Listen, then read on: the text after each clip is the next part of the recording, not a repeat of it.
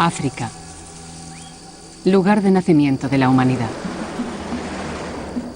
Pero no es el pasado lo que me ha traído aquí, sino el futuro. África se ha conectado a la banda ancha, y a medida que la World Wide Web crece y se extiende por el continente, va transformando todo lo que toca. La pequeña ciudad de Abiriu, en Ghana, es una de las últimas que se ha unido a la red global. Viajo en compañía de Sir Tim Berners-Lee, el hombre que inventó la red. Han pasado 20 años desde que hizo su descubrimiento, y ahora la división entre los que tienen tecnología digital y quienes no la tienen se está acortando rápidamente. La red está conectando a la humanidad. Y la cuestión es que ahora que el 20 o el 25% del mundo está conectado, ¿qué ocurre con el restante 80%? El centro de esta comunidad puede no tener un gran aspecto, pero es la nueva frontera de esta revolución virtual. Cuando esta gente entró en la red, fue como ir atrás en el tiempo. Los primeros días no podías evitar decir, ¿cómo podemos estar seguros de que esto llegue a los lejanos terrenos africanos? ¿Qué es exactamente lo que hemos creado en los últimos 20 años? ¿Qué significa? ¿Nuestro mundo digital es una bendición o una maldición? Si la red consigue enraizar en África como en otras partes, este continente será el siguiente en ser remodelado por la revolución digital. Pero, ¿qué ha hecho la red con nosotros a los 20 años de su creación? ¿Qué reserva el futuro a la gente de aquí y a la mayoría del mundo que aún no está conectado? La red es la revolución tecnológica que está definiendo nuestras vidas. Casi 2.000 millones de personas están ahora online. Y en los 10 años que llevo estudiando la red y escribiendo sobre ella, he visto que ha tomado el mundo y lo ha sacudido. La red ha creado una inimaginable riqueza y anima a millones de personas a trabajar por nada. Reta a la autoridad y a la vez permite que los regímenes espíen y censuren como jamás lo habían hecho. Y se la culpa de crear una generación de adictos a la red a la vez que ha abierto un nuevo reino de conocimiento. En esta serie conoceré a todos los pioneros y personas clave. A todos, desde Google a Facebook, de Twitter a Amazon. Las personas que han ayudado a traer este imparable poder de libertad, cultura y valores que han tenido un gran impacto en la vida cotidiana de todos. La red es la forma en que la humanidad se comunica ahora. Es como si Internet se hubiese convertido en un cerebro, el más inteligente del mundo. Es una poderosa herramienta que tiene más potencial que cualquier otra que haya desarrollado la humanidad. El mundo estará cada vez más abierto, la gente recibirá más información y toda estará disponible para todos. Es una tecnología sorprendente y deberíamos buscar el momento para celebrar el poder y la riqueza que nos da. Esta es la historia de la red. Pero es más que eso. También es la historia de cómo la red está rehaciendo nuestro mundo.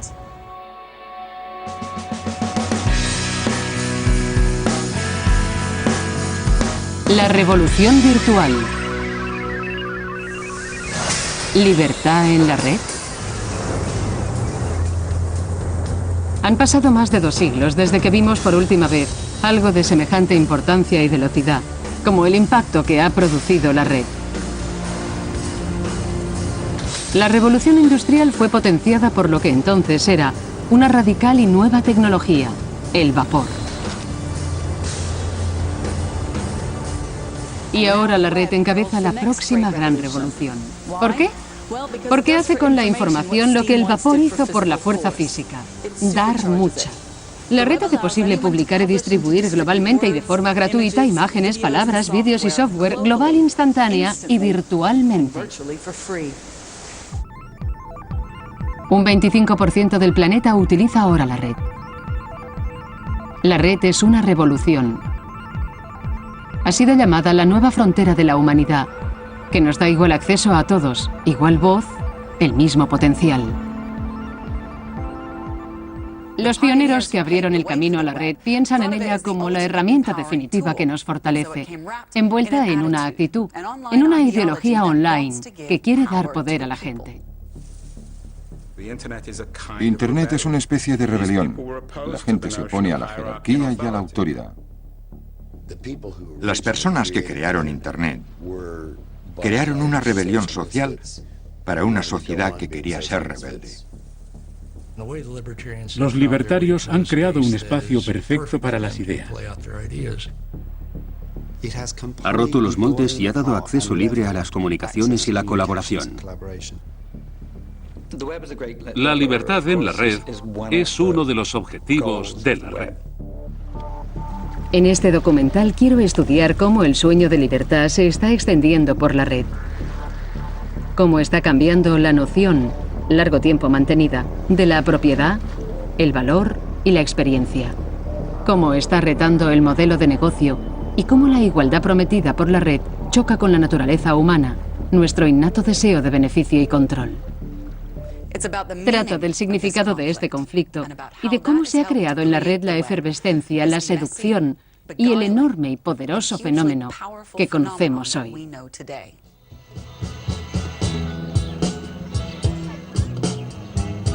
La calificación definitiva para la red es que es una poderosa herramienta que abre el acceso al conocimiento.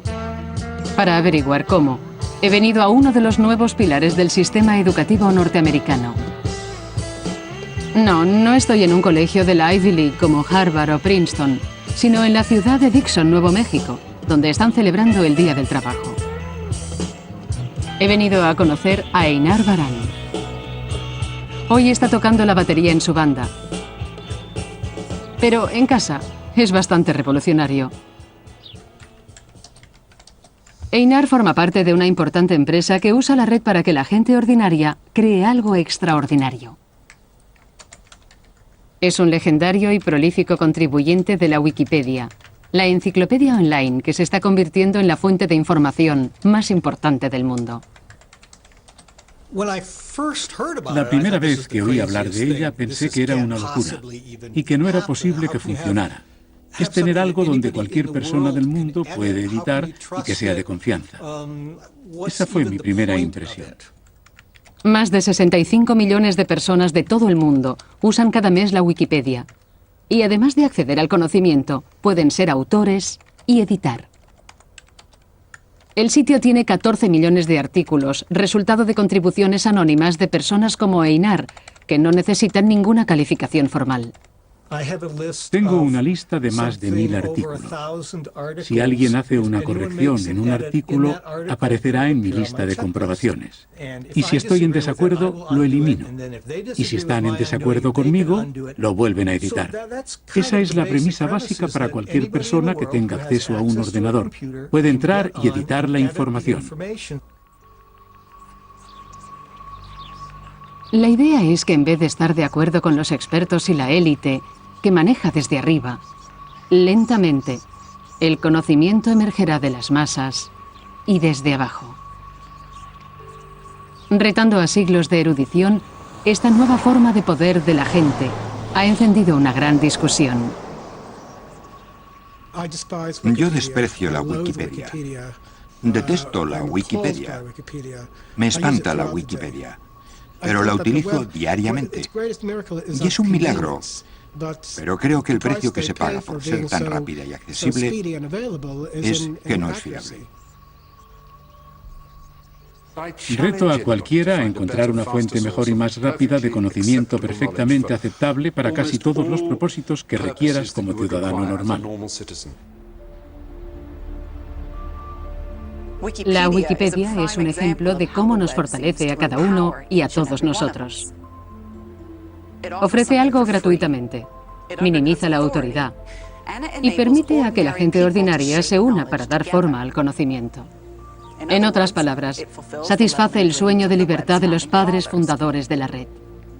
Para entender cómo la red aupa la Wikipedia, hay que conocer sus raíces en una cultura con deseos de libertad y libre expresión, que viene siendo así desde hace 40 años.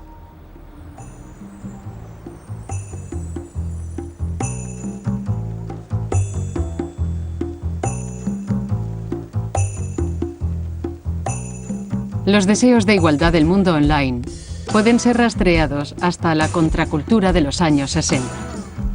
¿Y cuál era el epicentro de este idealismo hippie? San Francisco.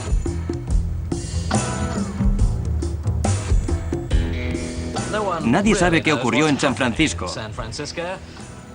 pero fue aquí, el hogar tradicional de lo moderno, donde empezó el movimiento hippie, que rompió la delicada silueta del materialismo norteamericano con un arma definitiva, el amor.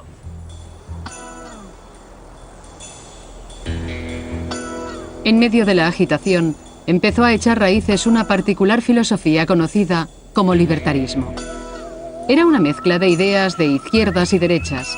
Rechazaba el control del Estado, el sistema legal y la censura, y enfatizaba la importancia de la libertad personal. Y mientras el sueño de la contracultura se desvanecía en el mundo real, en los años 70 encontró el lugar más inverosímil en el que podían florecer esas ideas. Los primeros ordenadores estaban reservados a los gobiernos, los ejércitos y las grandes empresas. Pero ahora, por primera vez, modelos más pequeños y baratos empezaban a poner la tecnología en manos de la gente. Y ocurrió algo notable. Este libertarismo de la contracultura encontró una nueva sede en lo que era la temprana Internet.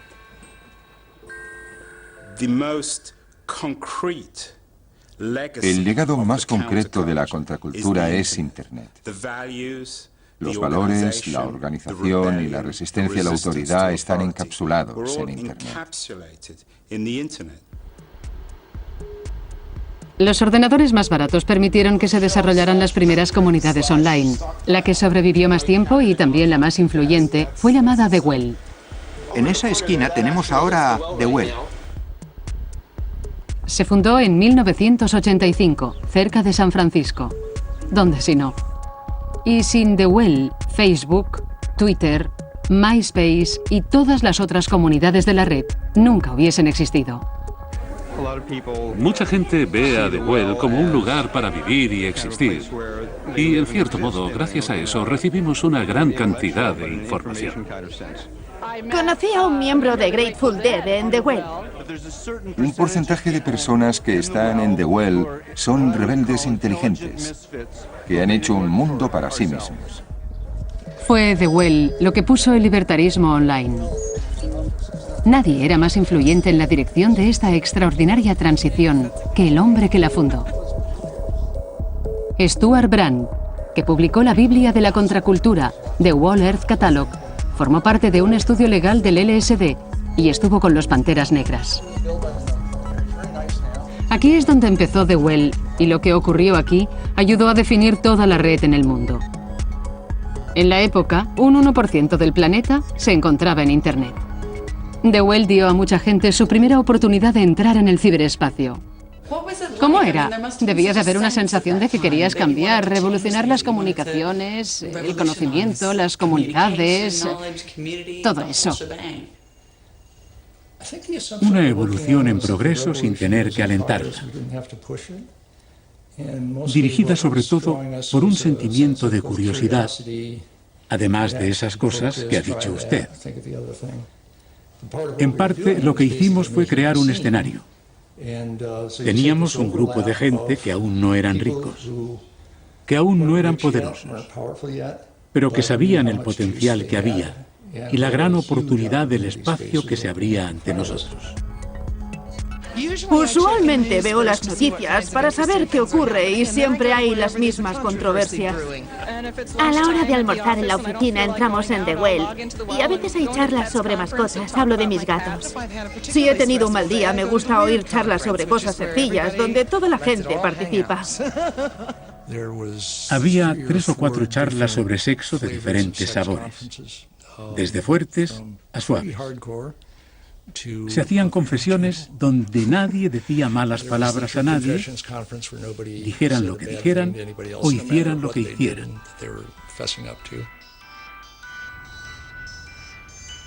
Muchas personas dicen que The Well infundió a la primera red con su todo marcha con la actitud.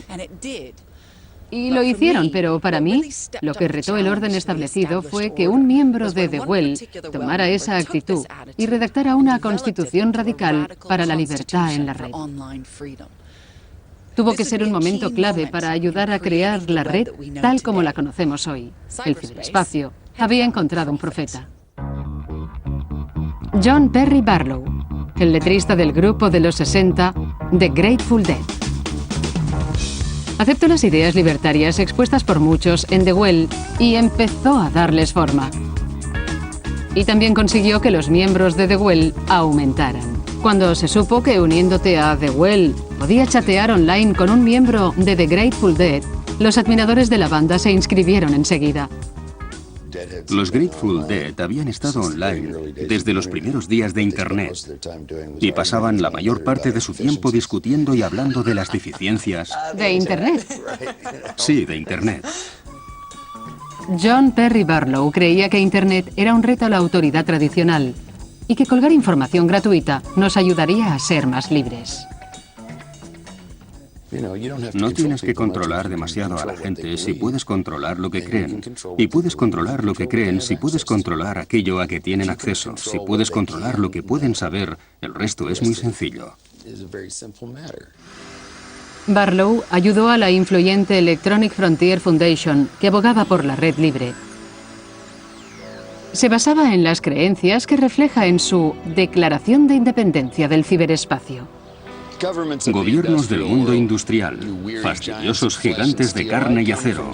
Yo vengo del ciberespacio, el nuevo hogar del pensamiento. En nombre del futuro os pido a vosotros, el pasado, que nos dejéis en paz. No sois bienvenidos, no tenéis soberanía donde nos reunimos. No dejaban avanzar a la gente. Y se asentaron unas bases. Ya nos hemos escapado. Y va a ser un infierno intentar atraparnos. Vuestros conceptos legales de propiedad, expresión, identidad, movimiento y contexto no son aplicables a nosotros. Crearemos una civilización del pensamiento en el ciberespacio. Probablemente será más humana y amable que el mundo que los gobiernos han creado.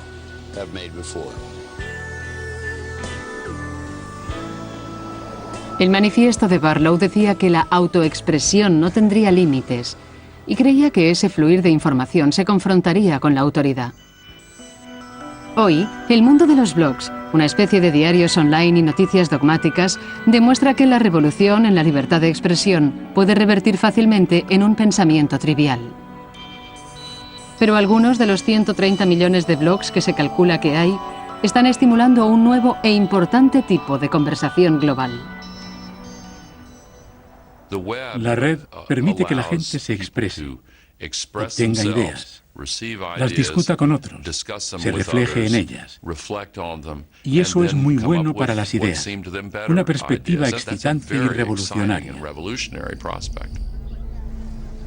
Utilizada de forma correcta, la red puede alterar totalmente el paisaje político. Ori Okolo empezó su blog haciendo campaña por los derechos civiles en Kenia. Pero enseguida desarrolló una nueva y dramática forma de usar la red para documentar la realidad y reforzar el poder de la multitud. Fue impulsada por la terrible violencia que en 2008 siguió a las elecciones en Kenia. Volví a casa para las elecciones. Era la primera vez que votaba y para mí era un momento muy emocionante. También cubrí en mi blog el periodo de la campaña y fueron unas elecciones muy reñidas. Creo que nadie pensó en lo que seguiría. Los resultados de las elecciones se discutieron porque se alegó que eran ilegales. La violencia tribal estalló entre los seguidores de los candidatos rivales. Los medios oficiales luchaban por cubrir la crisis. La gente desesperada pedía información a sus familiares y estos me la enviaban a mí. Me di cuenta de que los ciudadanos intentaban que no los capturasen. porque es lo que se veía en la televisión. Y pensé que la gente debía recibir individualmente ese tipo de información y que tenía que poner en circulación lo que no se veía en las noticias. Ori reunió un equipo y creó un sitio web llamado Ushahidi. Ushahidi significa presenciar en suajili y permitía informar a la gente ordinaria de los ataques y crear minuto a minuto una imagen de las revueltas. Dando voz al pueblo, presionaron a las autoridades keniatas para que actuaran y acabaran con la violencia. La atención fue extraordinaria, algo que no habíamos imaginado, y enseguida nos dimos cuenta de que era necesaria una especie de plataforma y de que había que convertirla en una herramienta que pudiese utilizar cualquiera. Ushahidi me recuerda a los primeros tiempos de la red. Yo creo que ahora nos estamos dando cuenta de que sitios como esos tienen potencial gracias a la tecnología y que el mundo la está aceptando por lo que significa. La capacidad de la red para reforzar el poder de millones de voces individuales no tiene precedentes en la historia humana. Parece ser que hace realidad el sueño de gran libertad. Un cambio igual al que trajo la invención de la imprenta.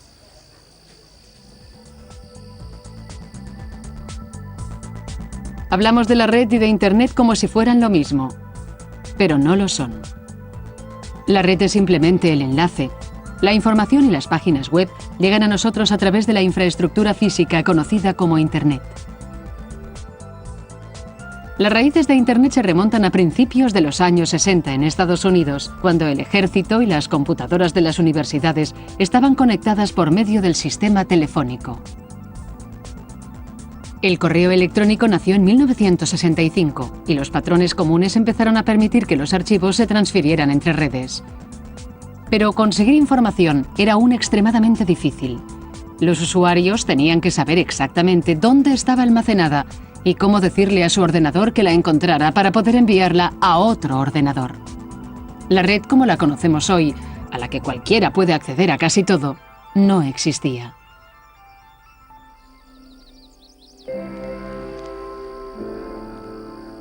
En el mundo anterior a los sitios web, si entrabas estabas amurallado dentro de pequeños rincones del ciberespacio.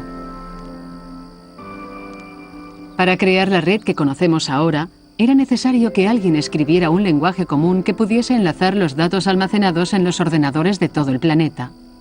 Un hombre que inventara la World Wide Web. Inventé la red porque la necesitaba, porque era muy frustrante que no existiera. Creando una red de información global a la que todo el mundo tuviera acceso, la red se convertiría en una tecnología equilibrada. La historia de su desarrollo empieza en el subsuelo, hace más de medio siglo. Esto es el CERN, la Organización de Países Europeos para la Investigación Nuclear, en Ginebra, cerca de la frontera francesa. En 1954, 12 países europeos empezaron a colaborar en un proyecto para romper el átomo y desvelar el misterio de las minúsculas partículas que forman su núcleo. Tim Berners-Lee empezó a trabajar allí en 1980. El ambiente del CERN era excitante. Había gente procedente de varios países, de diferentes universidades, de distintas compañías, y el software y los ordenadores eran diferentes. Así que la documentación era de sistemas diferentes. No podían conectarse. Había que escribir en papel, a veces en la parte trasera de un sobre, y luego escribirlo en el ordenador. Berners-Lee empezó a desarrollar un nuevo y radical sistema para intentar unir los diferentes sistemas de los ordenadores que utilizaba el equipo de trabajo multinacional. En 1989 redactó un documento con el engañoso y mundano título Información de Administración, una proposición. Escribí un memorando sobre la idea, lo repartí y cuando me lo devolvió, mi jefe escribió en una esquina de la copia, vaga pero excitante. Le gustó el proyecto y me permitió hacerlo en mi tiempo libre. Berners-Lee utilizó software, herramientas y protocolos ya existentes y creó algo revolucionario. Su vaga pero excitante idea se convertiría en la World Wide Web y el 6 de agosto de 1991 el primer sitio web empezó a funcionar en el CERN. Sé que a todos les gusta que diga que fue un gran cambio. En aquel momento fue una efervescencia. Parecía algo increíble. Y empecé a recibir llamadas de todo el mundo. A recibir cartas de todo el mundo. De lugares de todo el planeta preguntándome qué estaba ocurriendo. Y también me llamaron de la BBC, de The Economist, y todo el mundo me preguntaba sobre lo que había desarrollado. Y bueno, les dije que había empezado de una forma muy simple. El sistema de Berners-Lee se hizo universal para conectar el contenido de todos los ordenadores. Su hallazgo fue unir una idea ya existente llamada hipertexto, una forma de enlace entre documentos, a la infraestructura y protocolos de Internet. Para hacer eso asignó documentos a una única dirección o URL. Esas fueron las primeras páginas web creadas y formateadas en un nuevo lenguaje universal llamado HTML, que podía enlazar con otras páginas web de cualquier ordenador conectado a la red. Solventando un problema técnico específico, la web abrió un universo entero de información a cualquiera que tuviera un ordenador. Era como un mundo nuevo y magnífico, una nueva democracia, una nueva forma de que la gente se reuniera. Parecía la forma más fantástica y radical de conseguir información, el desarrollo más fantástico y radical desde que en 1450 Gutenberg imprimiera su Biblia y sus primeros libros. El sueño de todo el mundo es estar conectado. La información va y viene y permite que la gente comparta la información.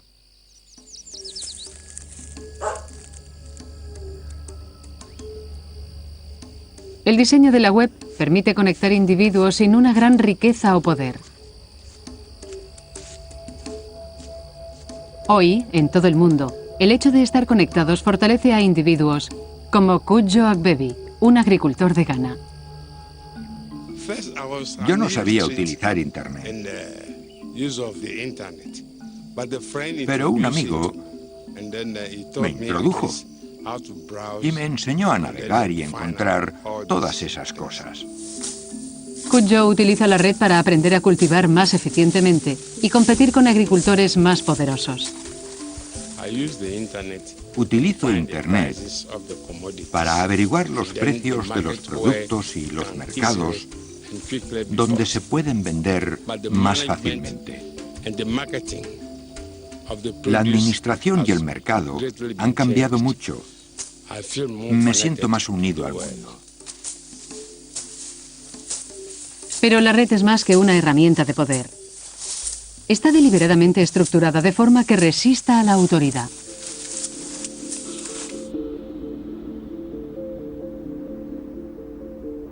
La red fue diseñada para que todos los usuarios tengan el mismo acceso. Nadie necesita pedir permiso para visitar un sitio web o para crear uno. Y en la red no hay gobiernos que impongan normas y regulaciones. No hay centralismo, ni autoridades que controlen. Es la igualdad definitiva. Lo que conseguimos con el desarrollo de la World Wide Web fue una solución técnica conseguida en el CERN, pero que era un sueño hippie. Poco se imaginaba entonces que la red estaba en ruta de colisión con las nociones convencionales del orden social y la jerarquía. Lo revolucionario era que permitía que la gente fuera libre. Tenía las mínimas restricciones posibles. Te permitía publicar cualquier cosa que quisieras y en cualquier formato.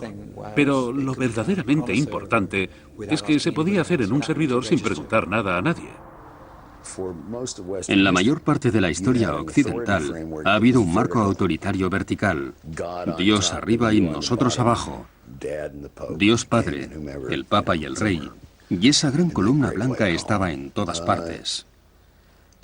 Pero de repente la autoridad, como materia técnica y política, era horizontal.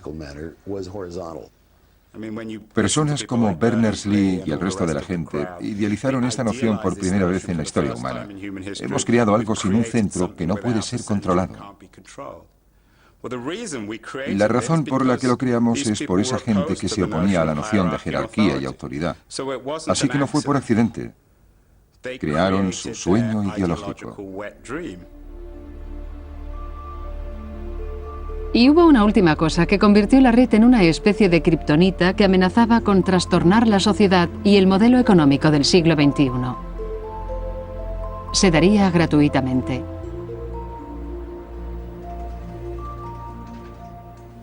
Tim Berners-Lee inventó algo con un poder increíble y no quiso obtener ningún beneficio.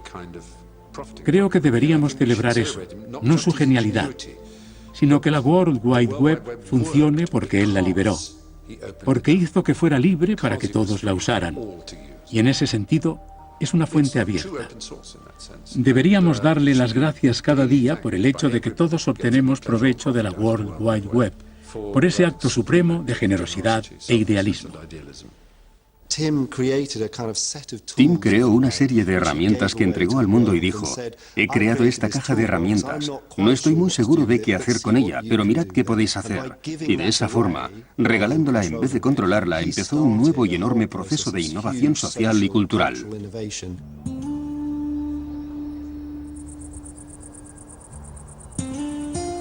Pero el gran éxito de la web la convertiría en un gigante.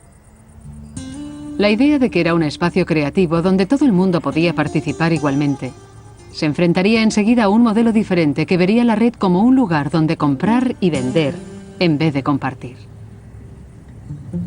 Esto inició un ciclo constante de revolución y contrarrevolución que hoy sigue dando forma a la red. Y para entender la naturaleza de este conflicto, tenemos que dar un salto atrás en el tiempo. Era el año 1975. Pink Floyd sonaba en la radio. En el cine veíamos Tiburón. La guerra de Vietnam había terminado. Y ese fue el año en que el joven graduado Bill Gates salía de Harvard y llegaba a Albuquerque, Nuevo México.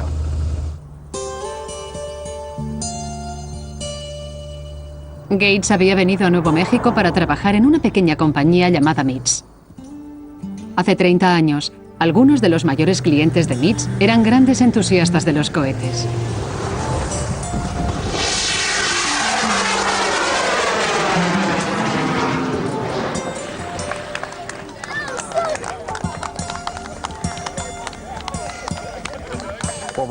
Con los cohetes queríamos hacer algo más que lanzarlos y que cayeran. Y MITS Corporation creó el primer paquete de instrumentos realmente pequeño, y de esa forma podíamos obtener datos como hoy hacemos conectándolo al ordenador. MITS empezó a hacer electrónica más sofisticada, creando el primer ordenador doméstico accesible, el Altair 8800, ayudando a poner en marcha la revolución que llevaría al mundo a las comunicaciones de hoy. El ordenador personal fue la base donde se crearía la red. Tenía que haber millones de esas máquinas para que la red tuviera sentido. Bill Gates estaba desarrollando BASIC, un programa de lenguaje para el Altair. Vio el potencial para ganar mucho dinero con el software en una época en que la mayoría de usuarios de ordenadores eran aficionados a quienes se daba gratuitamente. Lo presentó en una feria de ordenadores de la costa oeste donde todos comerciábamos con software. Recuerdo a ese chico vestido con su traje diciendo: no deberíais regalar el software a nadie, deberíais cobrar por vuestro trabajo, y todos nos reímos de él. Él tenía un punto de vista diferente.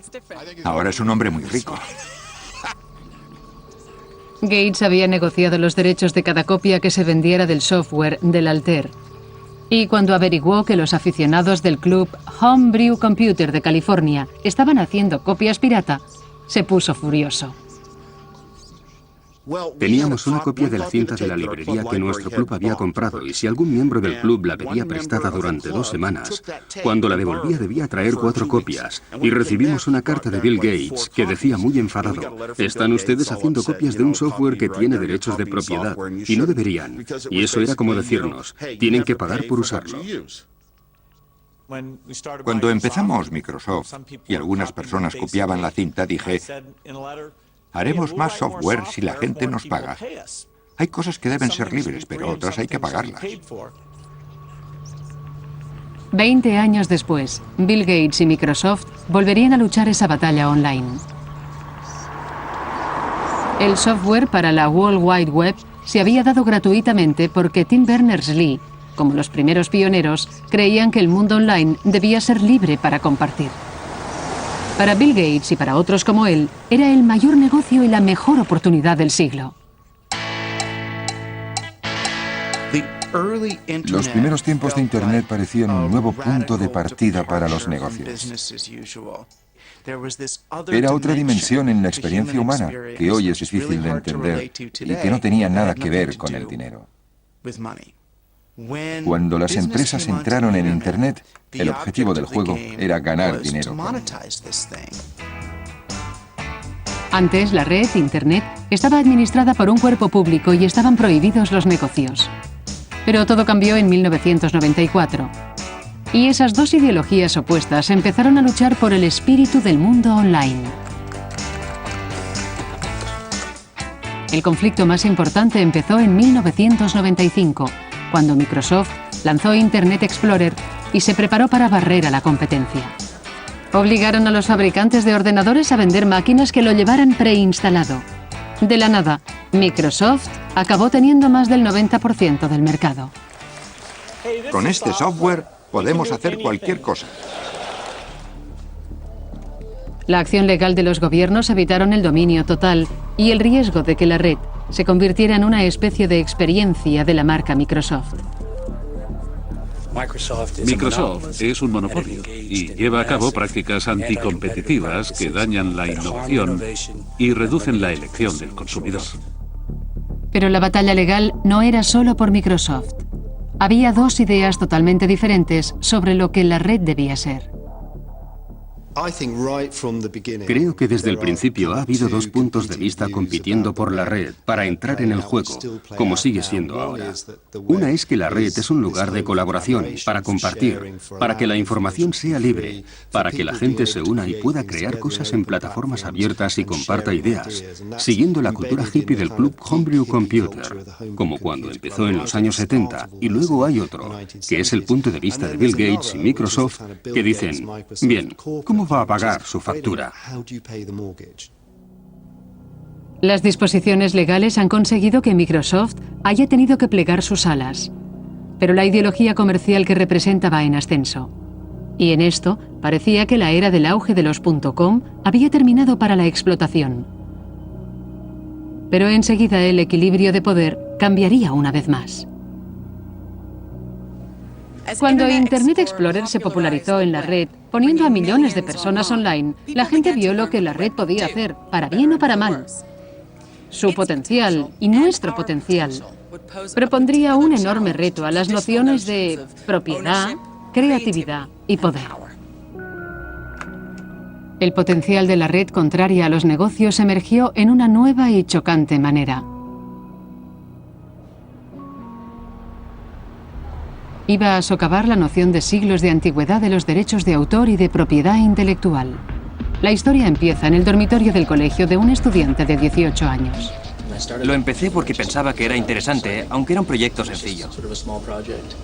Unos años después, hizo tambalearse a una industria multimillonaria y más cosas en la línea de fuego. Son personas que están descargando canciones de Metallica.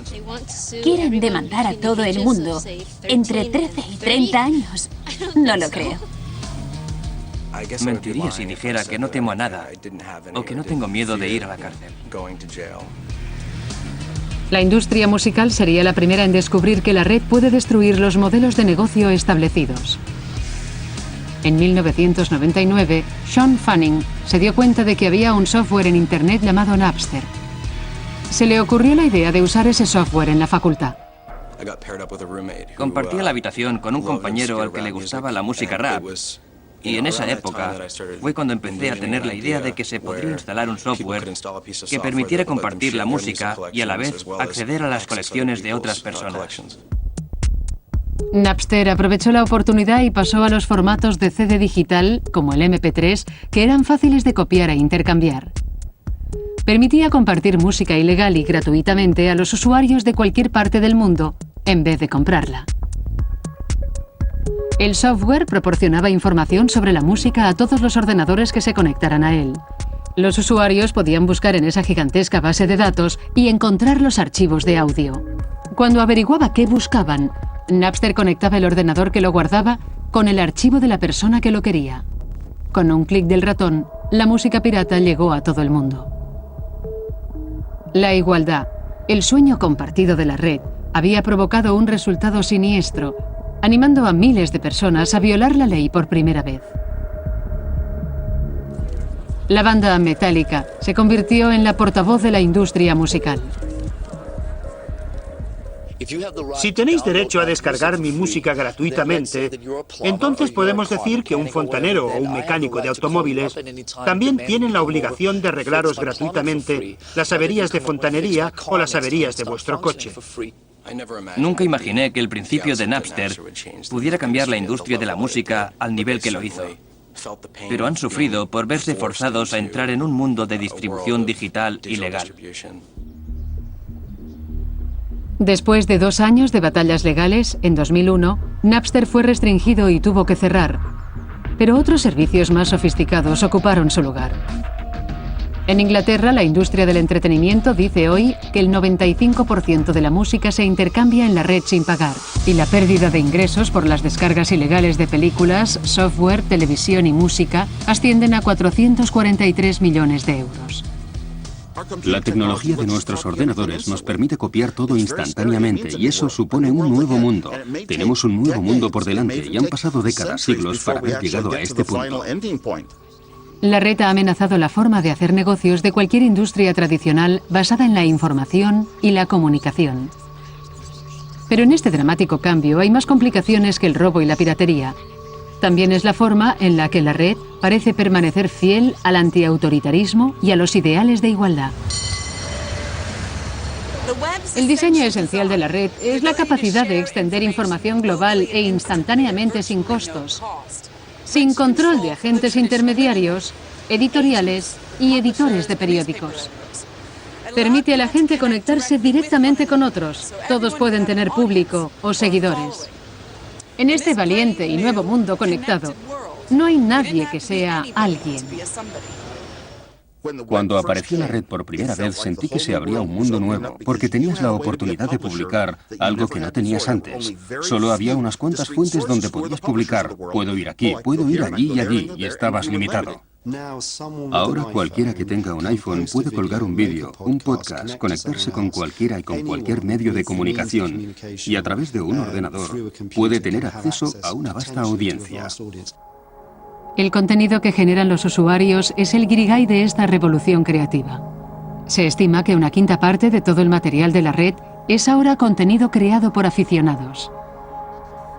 La vida humana y animal está ahí. Uno de los mayores distribuidores es YouTube, un sitio web que permite que cualquiera publique sus vídeos. Eso significa que todo el mundo tiene la ocasión de ser visto. Y creo que, como en el pasado, los modelos tradicionales sobrevivirán a las rarezas, que no creo que sean necesariamente sanas para la sociedad. Y que al final, unas cuantas personas tendrán el control de la creación de todo el contenido y el control de la distribución a todo el mundo. YouTube colgó su primer vídeo en 2005. Ahora el sitio se visita más de 1.000 millones de veces al día y ha creado sus propias nuevas estrellas. Siempre digo a la gente que estamos en el escenario, que somos actores, pero yo no considero que seamos un servicio que explota a la gente. Lo que intentamos es dar oportunidades que antes no existían. Sitios superficiales como YouTube, con la promesa de 5 minutos de fama efímera, parecen probar el poder de la igualdad en la red. Pero para muchos usuarios de la red, no todos son ideales revolucionarios, sino una nueva manera de trabajar dentro del sistema. Para personas como Master Shorty, que ha sido nominado recientemente para un premio Movo, es la perfecta herramienta promocional. Estás promocionándote y vendiéndote. Sí. ¿Qué está haciendo Internet para que puedas hacer eso? Internet es lo que ha hecho posible, desde promocionar mi música hasta encontrar productores, hacer mi música y promocionarme en el mercado. Internet es la principal fuente para conseguirlo. Internet está lleno de amantes de la música. Hay una gran comunidad online. Puedes encontrar raperos, cantantes, músicos. Hay un montón de gente metida en ese mundo. Mirando fríamente este mundo de usuarios que generan y se autopromocionan, parece un reto que se puedan establecer industrias y más que un terreno para obtener beneficios, es una forma de descubrir e incorporar nuevas voces. Puedes destrozar jerarquías. Por ejemplo, las jerarquías del negocio de la música. Pero al final, cuando seas conocido, tendrás que firmar con los estudios de grabación, como en American Idol. Las viejas jerarquías siguen estando ahí, luchando por adaptarse a esta nueva situación.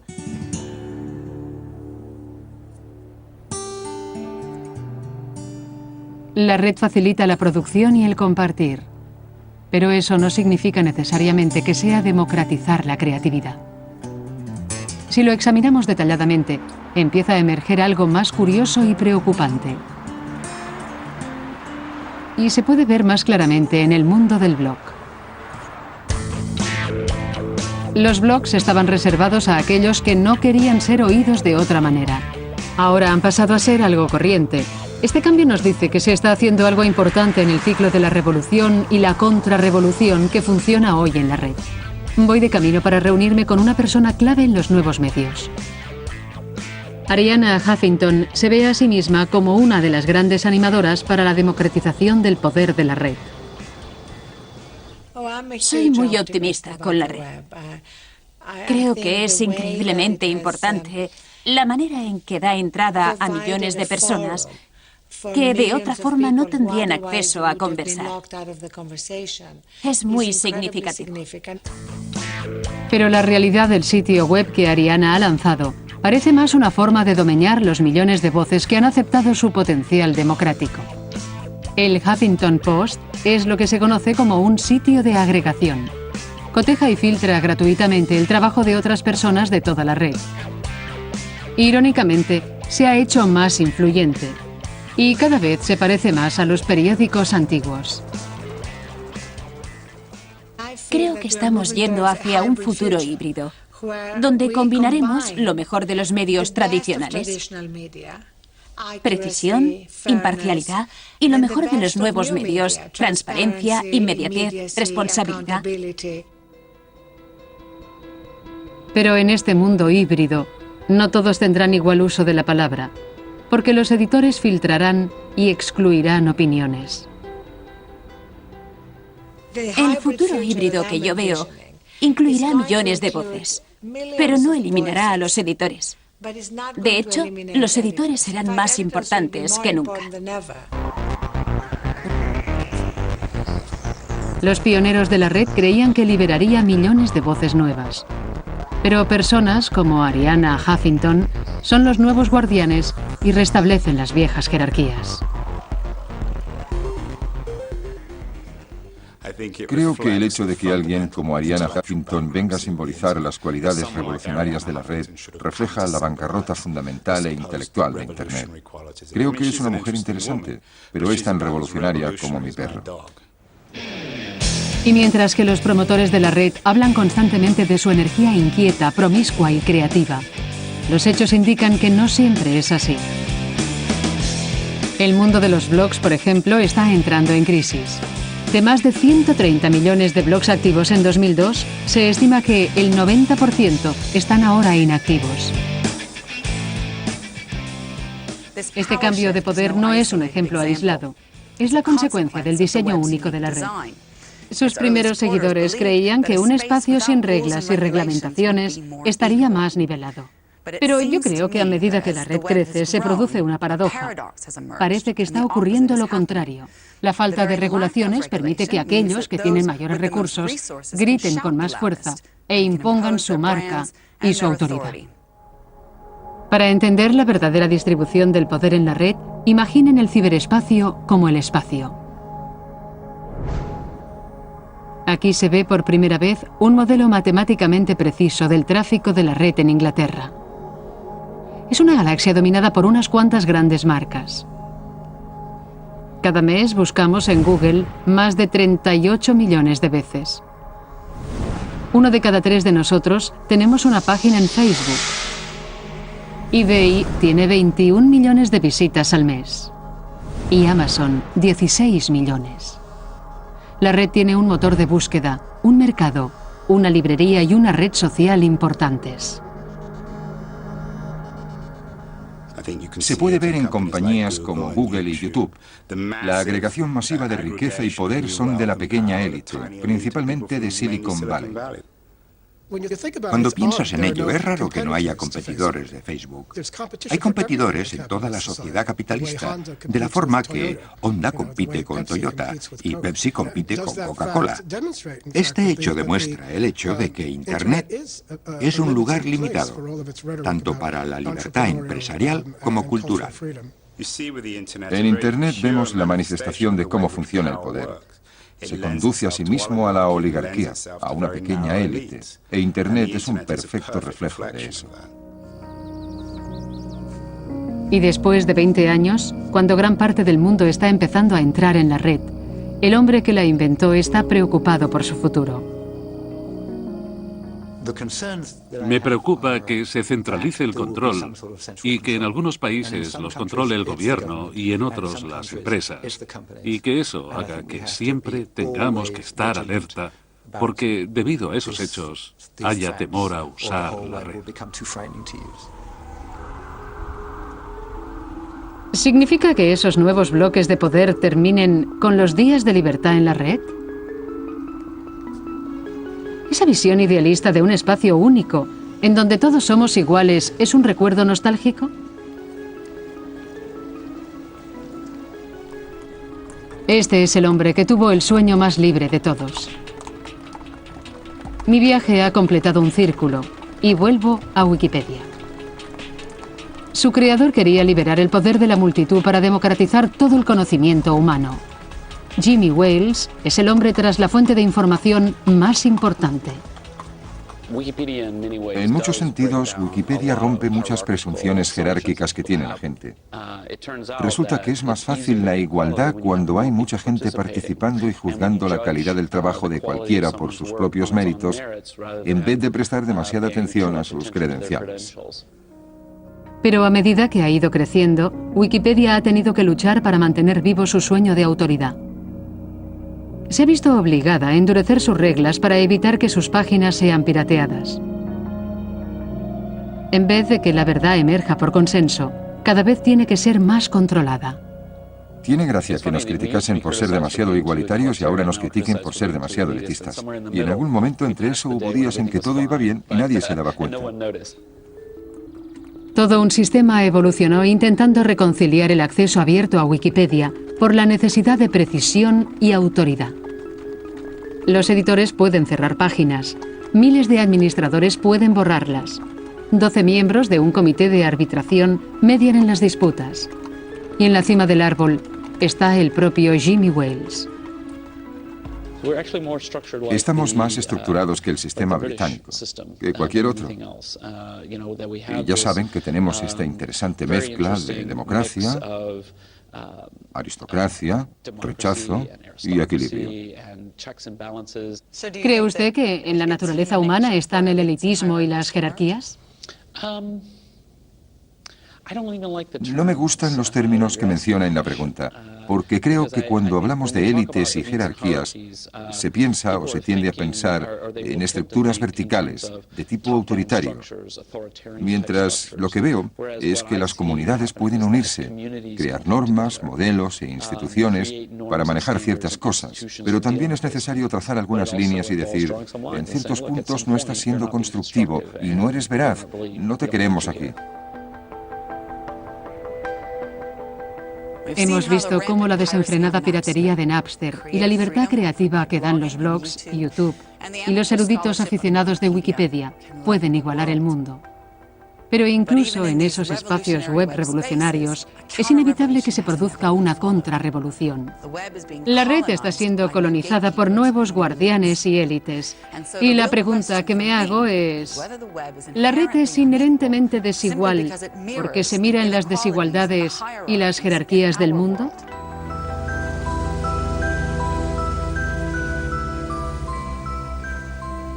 Alguien tiene que hacerse cargo. Eso me lo enseñaron en el ejército. Y créanme, tiene que haber alguien responsable de todo lo que haga el sistema y de los fallos. Aparecerán las jerarquías. Es rara la especie que no tiene un orden. Yo creo que la red acabará teniendo los contornos de lo que siempre ha sido la cultura. Habrá jerarquías, habrá élites y como toda la tecnología, Internet no es una cura para la naturaleza humana, es una ampliación de la naturaleza humana, de lo bueno y lo malo que tiene. He dicho que debe ser abierta y libre en el sentido de libertad y descentralizada, pero creo que sería un gran error asumir que si te conectas a Internet eres igual que los demás. Para mí, la pregunta más importante sobre la red es si sus principios idealistas han pasado a la historia. Yo no lo creo, porque pienso que la red es algo más que un simple reflejo de nuestro mundo y que se reinventa a sí misma indefinidamente, dando más poder a la gente que la utiliza, aunque una parte de la red está cerrada, colonizada y controlada. La tecnología abre nuevas fronteras. Es un espacio de perpetua innovación. Nadie puede detenerlo, pero tenemos que ocuparnos de él. Esta revolución virtual es un extraordinario desafío, una inmensa responsabilidad y una extraordinaria oportunidad.